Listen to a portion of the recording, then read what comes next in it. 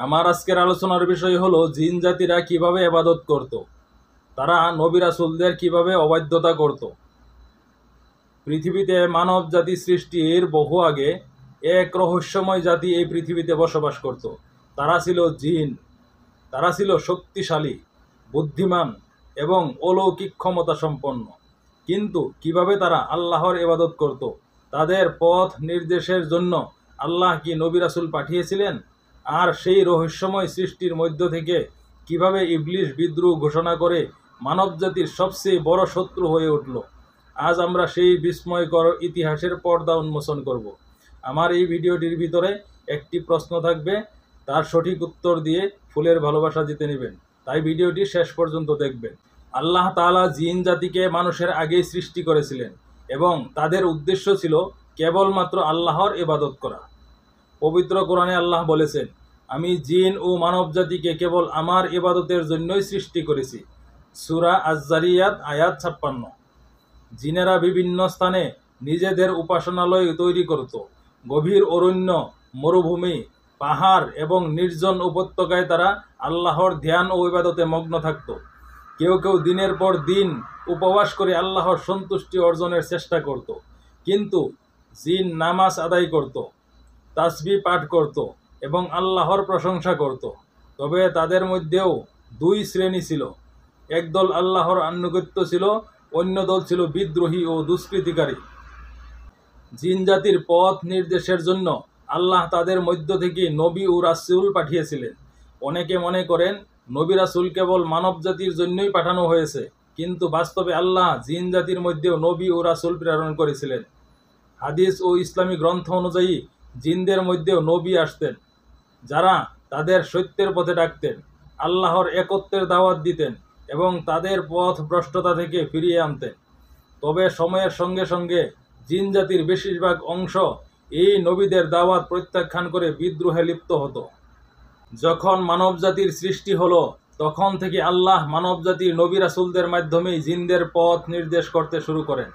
পবিত্র কোরআনে উল্লেখ রয়েছে যে একদল জিন মহানবী সাল্লাল্লাহু আলাইহি ওয়াসাল্লামের কোরআন তেলাওয়াত শুনে ঈমান এনেছিল। বলুন, আমার কাছে ওহী এসেছে যে একদল জিন কোরআন শুনে বলল, আমরা এক বিস্ময়কর কোরআন শুনেছি। সূরা আল জিন আয়াত 1। ইবলিশ ছিল জিন জাতির অন্যতম জ্ঞানী ও শক্তিশালী সদস্য।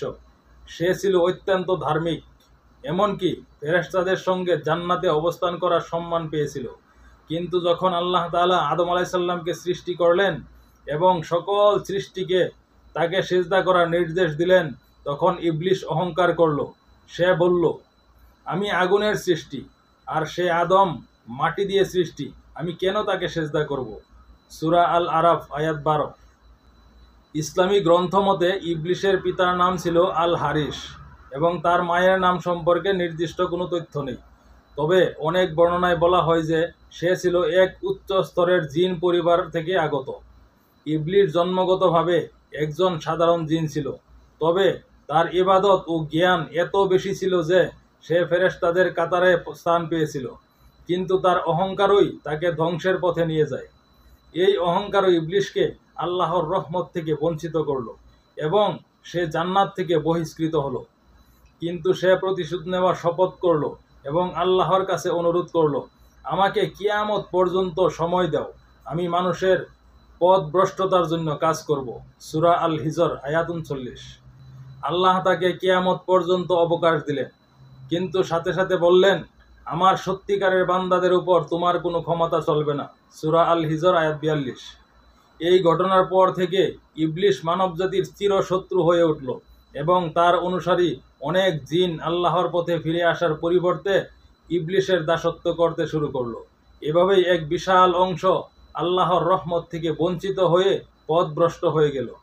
জিন জাতির ইবাদত, তাদের নবী রাসূলদের আগমন এবং ইবলিশের বিদ্রোহ আমাদের জন্য অনেক শিক্ষা বহন করে। এটা প্রমাণ করে অহংকার এবং আল্লাহর আদেশ অমান্য করার ফল কত ভয়াবহ হতে পারে। কিন্তু এখানেই শেষ নয়। পরবর্তী পর্বে আমরা জানব কিভাবে জিন জাতির মাঝে অন্যায় ছড়িয়ে পড়েছিল, কিভাবে তারা শাস্তি পেয়েছিল এবং আজও তারা পৃথিবীতে কিভাবে টিকে আছে। রহস্যের এই গভীরে যেতে আমাদের পরবর্তী পর্বে চোখ রাখুন। আমার আজকের প্রশ্নটি হলো, ইবলিশের পিতার নাম কি ছিল? তাই সঠিক উত্তরটি কমেন্টের মাধ্যমে দেন এবং ফুলের ভালোবাসা জিতে নিন।